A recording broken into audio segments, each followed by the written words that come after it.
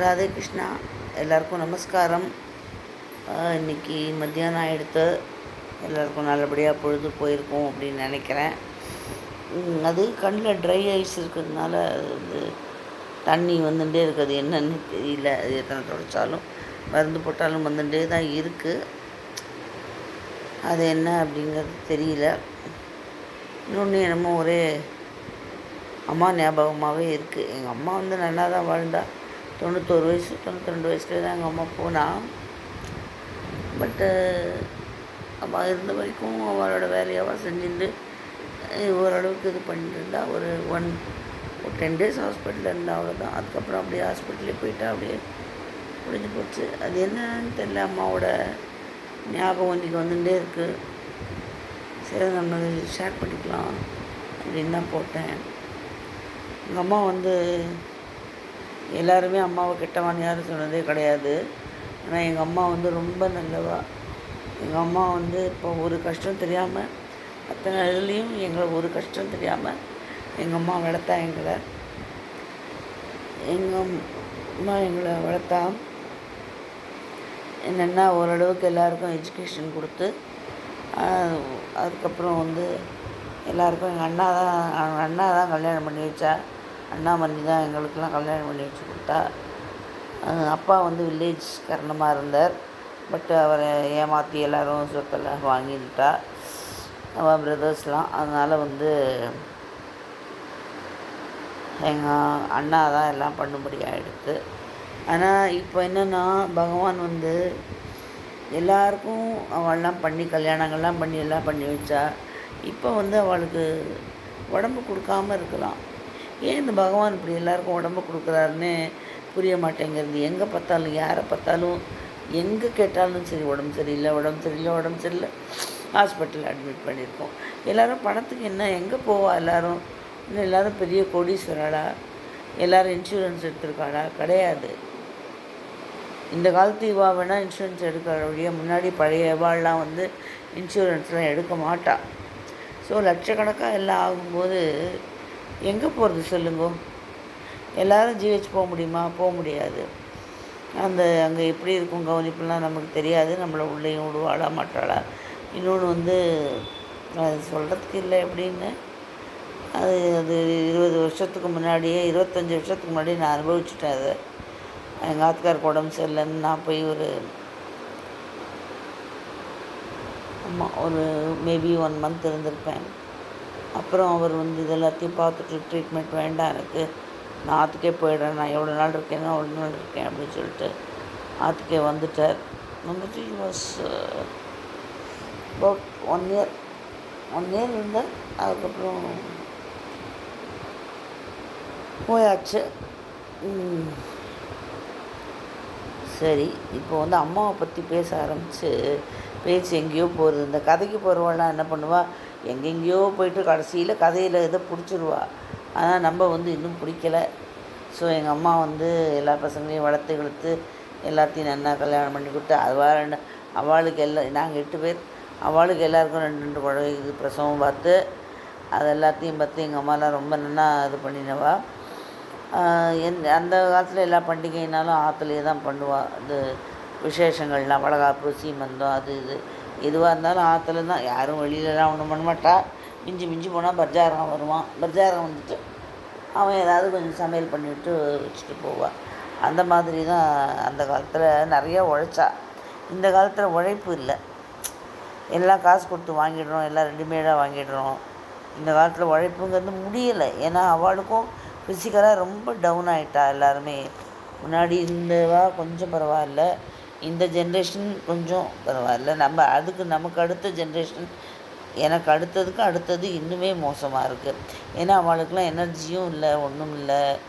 என்ன சொல்கிறதுன்னு தெரியல. எங்கள் அம்மா வந்து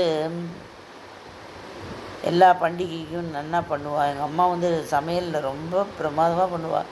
அந்த கூட்டு, அதுக்கப்புறம் அந்த கீரைத்தண்டு போட்டு, கொண்டக்கடலை போட்டு ஒரு குழம்பு பண்ணுவாள் பாருங்கோ. கீரை நல்லா மசிப்பா. கூட்டெல்லாம் எங்கள் அம்மாவோட அடிச்சுக்கிறதுக்கு ஆளே இல்லை. இது வரைக்கும் நாங்களாம் யாரும் வந்து அந்த மாதிரி சாப்பிட்டதே கிடையாது. எந்த கூட்டாக இருந்தாலும் சரி, ஒன்றுமே இல்லை, 2 குழம்பு மிளகா அப்படி போடுவா, அதுக்கு அவ்வளோதான். அந்த பக்குவமாக பார்த்து பார்த்து அணைச்சி எவ்வளோ பேராக இருந்தாலும் நன்னா பண்ணிவிடுவாள். சாயந்தரமானா என்ன பண்ணுவாள், எல்லாேருக்கும் சாதத்தை பிசைஞ்சு வச்சு கையில் வெறும் இது தான் இருக்கும், வெறும் நீர்மோர் மாதிரி தான் இருக்கும். அந்த சாதம் பிரமாதமாக இருக்கும். அது கொஞ்சம் உப்பு போட்டு பிசைஞ்சு கடுகு இதெல்லாம் திரும்ப பாரிட்டு எல்லாேருக்கும் கையில் கொடுத்துட்டு நடுப்புற வந்து ஏதாவது ஒரு ஊறுகாயோ தொக்கோ இல்லை வந்து சாம்பார் இல்லைன்னா வத்த குழம்பு ரொம்ப நல்லா இருக்கும், தொகையல், அதை மாதிரி எல்லாருக்கும் ஆளுக்கு கொஞ்சம் கொஞ்சம் கொடுத்துருவா கையில். ஸோ அப்படிலாம் சாப்பிட்டோமா, ரொம்ப ஆனந்தமாக இருந்தது. இப்போ இது சாப்பாடும் நமக்கு பிடிக்கிறதில்ல, என்னமோ நம்மளும் சமைச்சு சாப்பிட முடியாத அளவுக்கு உடம்புக்கு வந்துடுது. என்ன பண்ணுறதுன்னு புரியலை. சாப்பாடு அப்படிங்கிறது வந்து ரொம்ப பெரிய இதுவாகிடுது. என்ன காத்தால ஒரே தோசை சாப்பிட்டேன், மத்தியானம் கொஞ்சோண்டு தயிர் சாதம் சாப்பிட்டேன், அவ்வளோதான், வேறு ஒன்றும் பிடிக்கலை. என்ன பண்ணுறது? இந்த அம்மா கையில் சாப்பிட்டது இன்னொன்று என்ன ஞாபகம் இருக்குது, அவ்வளோ நல்லா சமைப்பா எங்கள் அம்மா. எல்லாமே பருப்பு உருண்டை குழம்பு, பருப்பு உசிலி, அது எதுவுமே இது நல்லா இருக்குது, இது நல்லா இல்லைன்னு சொல்ல முடியாது. எல்லாமே கீரை மசிக்கிறது, அது இது சான்ஸே இல்லை. எங்கள் அம்மா அடிச்சுக்கிறதுக்கு சான்ஸே கிடையாது. ரொம்ப மிஸ் பண்ணுறோம் எங்கள் அம்மாவை. என்ன பண்ணுறது, அவளும் 92 வரைக்கும் இருந்து கஷ்டப்பட்டுட்டா. அதுக்கு மேலே வந்து நம்ம வந்து இருக்கணும்னு ஆசைப்பட்டால் அது நம்மளோட பேராசை அப்படின்னு தான் நம்ம சொல்ல முடியும். என்ன பண்ணுறது? எங்கள் அம்மாவோட சந்தோஷமான நாட்கள்லாம் நல்ல ஞாபகம் இருக்குது. அந்த காலத்தில் முத்தம் இருக்கும், முத்தத்தில் வந்து எல்லோரும் அந்த சுற்றி படுத்துப்போம். அதாவது ஒரு 4-5 குடுத்தனம் இருப்பாள், அந்த குடுத்தனத்தில் எல்லாருமே அதை சுற்றி படுத்துப்பாள். ஸோ மழை பெஞ்சதுன்னா தண்ணி ஜோன்னு கொட்டுமா, நல்லா ஜில்லுன்னு இருக்கும். அது அப்படியே ரொம்ப ஆனந்தமாக இருக்கும். அதுக்கப்புறம் எல்லோரும் அங்கே படுத்துண்டு அப்புறம் எல்லோரும் ஒன்றா இருந்துட்டு, அதாவது ஒரு 4-5 குடுத்தனம் இருந்தால் கூட எல்லாம் ஒரு ஃபேமிலி மாதிரி தான் இருப்பாள். வா தனித்தனியாக இது என் வீடு உன் வீடு அந்த மாதிரிலாம் இருக்க மாட்டாள். ரொம்பவே இதுவாக இருப்பாள் எல்லாருமே. அந்த மாதிரி அந்த காலங்கள்லாம் போயின்னு இருந்தது. அதுக்கப்புறம் எங்கள் அம்மா 7 மணிக்கே முடிச்சிடுவாங்க, சமையலை முடித்து எங்களுக்கு சாப்பாடை போட்டு இங்கே கூட்டின்னு வந்து படுக்க வச்சு திரும்பி காத்தால எழுப்பி. ஸோ ரொம்ப ஹெக்டிக் ஒர்க் தான் அவளுக்கு. கொல்லையிலேருந்து இதை உடச்சி சுள்ளியை உடச்சி அடுப்பு பின்னாடி எங்கள் அம்மா முழுகுவாள். ரொம்ப அழகாக பண்ணுவாள் எங்கள் அம்மா அடுப்பு. அதுலேயே வந்து சுள்ளியை வச்சு அதை வச்சு எல்லாம் சமைச்சு எல்லாமே பண்ணிவிடுவாள். அதுக்கப்புறம் வந்து எங்களுக்குலாம் ஸ்கூல் வந்து கோடியில் தான். ஸோ அதனால் மத்தியானம் வந்து கூட சாப்பிட்டுட்டு போகலாம். அது ஒன்றும் 1 ஹவர் கேப் விடுவோம், அப்போ வந்து சாப்பிட்டுட்டு போயிடுவோம். ஸோ லைஃப் நல்லா என்ஜாய் பண்ணியிருந்தோம் அந்த காலத்தில். அப்போ ஒன்றும் இல்லை, வசதி இல்லை, எதுவும் இல்லை, ஆனால் லைஃப் ரொம்ப நல்லா என்ஜாய் பண்ணியிருந்தோம். இப்போது எல்லாம் இருக்குது, ஆனால் நம்மளால் எதையுமே என்ஜாய் பண்ண முடியல. ஏன் அப்படிங்கிறது தெரியல. காலத்தோட கோலமாக என்ன அப்படிங்கிறது தெரியல. இப்போ எல்லாமே இருக்குது, எந்தவித குறைச்சலுமே இல்லை. பட் ஆனால் அந்த சந்தோஷம் நம்ம அம்மாவோட இருந்தது, அப்பாவோட இருந்தது, நம்ம எல்லோரும் கூட பிறந்தவங்களோட இருந்தது, சொந்தக்காரங்களோட அந்த இது வந்து இப்போ இல்லை. அது ஏன் அப்படின்னு தெரியல. அந்த காலம் திரும்பி வந்தால் நல்லாயிருக்கும். கூட்டு குடும்பம் அது இது எல்லாம் திரும்பி எல்லோரும் ஒரே மாதிரி இருந்தால் ரொம்ப நல்லாயிருக்கும். அது பகவானோட கையில் தான் இருக்குது. எப்படி மாற்றுறாரோ அப்படி மாற்றட்டும், அது நமக்கு தெரியல. அதே மாதிரி எங்கள் அம்மா ஸ்ரீ ஜெயந்திக்கு முறுக்கு சீடை, முறுக்கு எங்கள் அம்மா சுற்றுவா பாருங்க, அவ்வளோ அழகாக சுற்றுவா. அரிசி அப்பளம் இடுவா, உளுந்து அப்பளம் இடுவா, அதுக்கப்புறம் இலவடாம் போடுவா. எங்கள் அம்மா அதான் சொல்லுவேன், ஒரு சொல்லிகிட்டே இருக்கலாம் திருப்பி எங்கள் அம்மாவை மிஞ்ச ஆள் இல்லை, எங்கள் அம்மாவை மிஞ்ச ஆள் இல்லைன்னு. பக்குவமாக பண்ணுவாள். அந்த இடத்த வந்து நாசமும் பண்ண மாட்டாள். எல்லாத்தையும் தொடச்சி வச்சுப்பா. ரொம்ப நீட்டு கடன்னு வேலையெல்லாம் பண்ணிவிடுவா. அந்த வேலைக்கு என்னென்ன தேவையோ அதெல்லாம் முன்னாடி எடுத்து வச்சுட்டு கரெக்டாக அந்த மாதிரி பண்ணுவாள் எங்கள் அம்மா. ஸ்ரீ ஜெயந்தி போது நிறைய முறுக்கு, சீடை, வெள்ளைச்சீடை, அது 3 தான் எங்கள் அம்மா பண்ணுற வழக்கம். இந்த காலத்து மாதிரி ஸ்வீட்டு அதெல்லாம் எங்கள் அம்மா பண்ண மாட்டாள். எங்கள் மாமியார் அது சைடில் எல்லாம் உண்டு, ஸ்வீட்டு கீட்டு எல்லாம் பண்ணுறதெல்லாம் உண்டு, நிறையா காரம் இதெல்லாம் அம்மாவோட சைடு அதுதான். ஸோ வந்து அம்மா அதை பண்ணி கொடுப்பா. அந்த சீடையெல்லாம்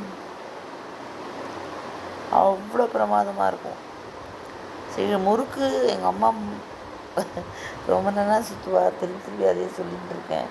ஸோ நான் எங்கள் அம்மாவை ரொம்ப நினச்சிட்டே இருக்கேன். அது ஏன்னு தெரியல. அம்மா முன்னெல்லாம் அடிக்கடி நிறையா கனவுல வருவா, இப்போ காணும், என்னன்னு தெரியல. ஏன் என்னன்னு தெரியல. நான் நினைக்கிறது குறைஞ்சி போச்சு அவளை பற்றி அப்படிங்கிறது எனக்கு தெரியல. அம்மா தான் என்ன சொல்கிறது, அம்மா அம்மா அம்மா அம்மான்னு சொல்லிட்டு இருக்க வேண்டியது தான். எத்தனை ஜென்மம் எடுத்தாலும் நமக்கு தெரியாது. அம்மா அம்மா அப்படிங்கிற ஒரு ஆண்டவன் கொடுத்தான் பாருங்க. அந்த உறவுக்கு ஈடு உலகத்தில் எதுவுமே கிடையாது. இந்த மாதா பிதா குரு தெய்வம் அதுதான் சொல்லியிருக்கார். சரி, நம்ம இதுக்கு வரலாம். தேங்க்ஸ் ஃபார் வாட்சிங் மை சேனல். ராதே கிருஷ்ணா. நமஸ்காரம். தொடரும். கொஞ்சம் சப்ஸ்கிரைப் பண்ணிவிட்டு பாருங்கோ. Thanks a lot.